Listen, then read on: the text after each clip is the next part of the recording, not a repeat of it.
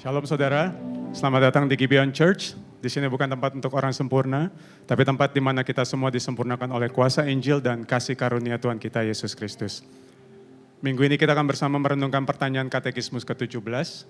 Saya akan membaca pertanyaannya dan bersama kita membaca jawaban dan juga ayat Alkitabnya. Penebus seperti apa yang dibutuhkan untuk membawa kita kembali kepada Allah? Penebus yang tanpa dosa, yang adalah manusia sejati dan Allah sejati. Kita baca bersama Ibrani 4 ayat ke-15.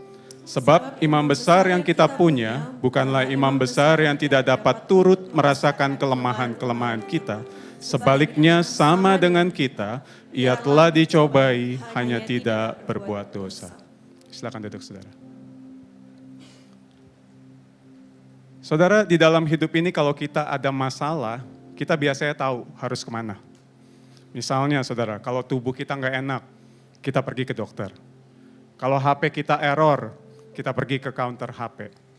Kalau kendaraan kita bermasalah, kita bawa ke bengkel. Dan sebagainya saudara. Seolah-olah hidup ini selalu ada solusinya. Selalu ada cara untuk memperbaiki sesuatu. Dan tanpa kita sadari saudara, cara berpikir yang sama itu kita bawa juga ketika kita berhadapan dengan dosa. Kita pikir dosa bisa kita bereskan dengan lebih banyak berbuat baik, lebih banyak beramal, lebih banyak melayani, lebih banyak mengasihi. Tapi saudara, masalahnya tidak sesederhana itu. Karena dosa bukan sekedar tentang apa yang kita lakukan. Dosa itu adalah kondisi hati kita yang bertentangan dengan kehendak Allah. Kita tahu apa yang benar, yang seharusnya kita lakukan, tapi kita tidak melakukannya. Dan sebaliknya, kita tahu apa yang salah, yang seharusnya tidak kita lakukan, tapi justru itu yang kita lakukan. Dan semakin kita mencoba untuk memperbaiki diri kita dengan kekuatan kita sendiri, semakin kita sadar bahwa sampai kapanpun kita nggak akan sanggup melakukannya. Itulah sebabnya yang kita butuhkan bukan sekedar solusi praktis. Yang kita butuhkan sesungguhnya adalah seorang penebus. Dan firman Tuhan hari ini menjawab dengan sangat jelas. Yesus, penebus kita, adalah imam besar yang turut merasakan kelemahan kita. Artinya, dia bukan Tuhan yang jauh dari kita. Dia tidak hanya melihat pergumulan kita dari jauh, tapi dia datang mendekat. Dia masuk ke dalam cerita hidup kita. Dia menjadi manusia dan berjalan di jalan yang kita jalani. Sewaktu di dunia ini, Yesus mengalami hidup yang tidak mudah. Dia menghadapi cobaan, tekanan, hinaan. Yesus tahu bagaimana rasanya lelah, bagaimana rasanya bergumul, bagaimana rasanya dikhianati. Namun di setiap titik di mana kita gagal, Yesus tetap taat. Di setiap titik di mana kita jatuh, Yesus tetap berdiri. Yesus hidup dengan ketaatan yang sempurna, tanpa dosa. Dan dia menanggung hukuman yang seharusnya kita tanggung. Namun saudara, kalau Yesus hanya manusia, itu semua nggak cukup. Karena dosa kita itu bukan masalah biasa. Dosa kita itu adalah pemberontakan terhadap Allah yang kudus. Dan tidak ada manusia yang sanggup untuk membayar hutang sebesar apapun kepada Allah yang kudus.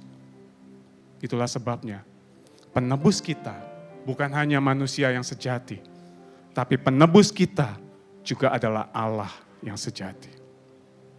Karena Yesus adalah Allah yang sejati, maka sewaktu ia mati di atas kayu salib, itu bukan hanya sekedar kematian biasa, melainkan pembayaran yang lunas, yang sempurna, tidak ada yang perlu ditambahkan dan tidak perlu dikurangi.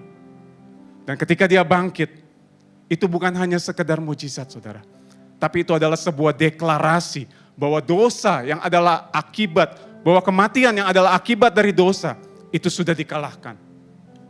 Dan apa yang Yesus lakukan tidak hanya berhenti sampai di sana.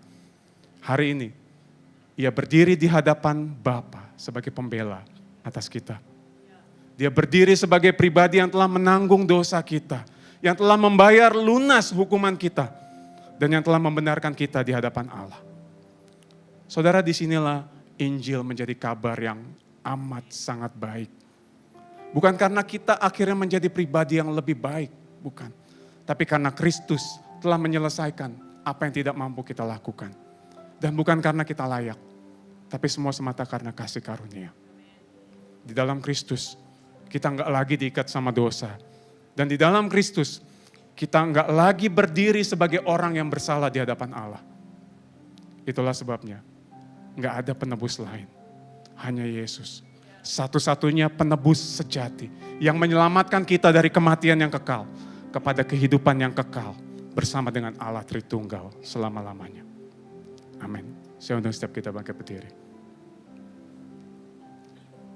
Saudara, mari saat ini kita datang di dalam doa pertobatan secara pribadi. Karena mungkin di dalam kita menjalani kehidupan kita, kita masih berusaha untuk menjadi penyelamat atas diri kita sendiri.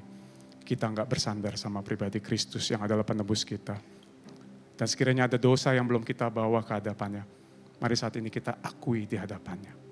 Dipersilakan.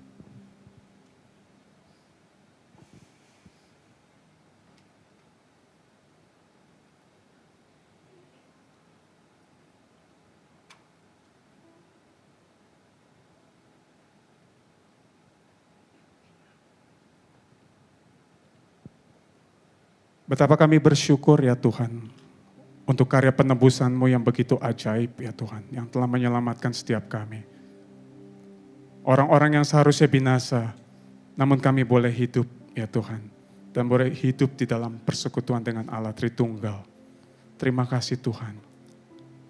Saat ini kami datang memohon ampun ke hadapan-Mu, karena terkadang kami berusaha untuk menjadi penyelamat atas diri kami sendiri. Kami berusaha menambahkan keselamatan yang sudah kami terima dengan cuma-cuma ini, dengan perbuatan baik, dengan melayani dan sebagainya. Padahal penebusan-Mu itu cukup bagi kami Tuhan. Ampuni kami Tuhan. Ya Allah Roh Kudus, tolong kami. Tolong kami untuk boleh setia di dalam mengiring Engkau sampai akhir. Di dalam nama Yesus Kristus kami berdoa. Amin.